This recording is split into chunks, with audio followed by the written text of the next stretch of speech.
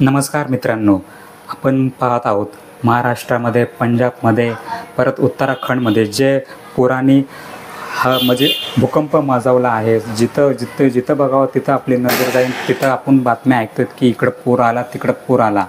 आणि हे जे पूरग्रस्त आहेत हे आपल्या मराठवाड्यातील आहेत. मराठवाड्यात जालना जिल्ह्यातील पिंपळगाव या गावातले आहेत, ज्यांच्यासाठी माझा भाचा म्हणजेच निलेश विष्णू शिंदे आणि त्यांचे मित्र सहकारी हे पूरग्रस्तांसाठी जेवढी त्यांच्याकडून मदत होईल तेवढी मदत करताना ते लोक दिसत आहेत. हे पिंपळ गावातील आहे मित्रांनो. हे व्हिडिओ याच्यासाठी नाही काढला की आम्ही मोठेपणा दाखवतो आहे, अजिबात नाही. ते एवढं दाखवत आहे की आम्ही मदत करू शकतो तर तुम्ही का करू शकत नाही.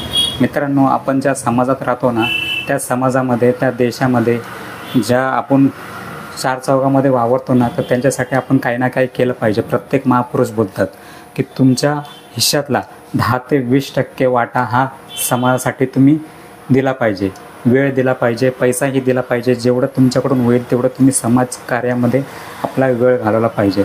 तर माझं एवढंच सांगणं आहे की तुमच्याकडनं जेवढं होईल तेवढं, मी म्हणत नाही की एवढंच द्या तेवढंच द्या, तुमच्याकडून जे होईल तेवढं मदत करण्याचा प्रयत्न करा. आता हे काही दिवसात हे पण वाटणार चादर वगैरे सगळं या पूरग्रस्तांना. जय भारत.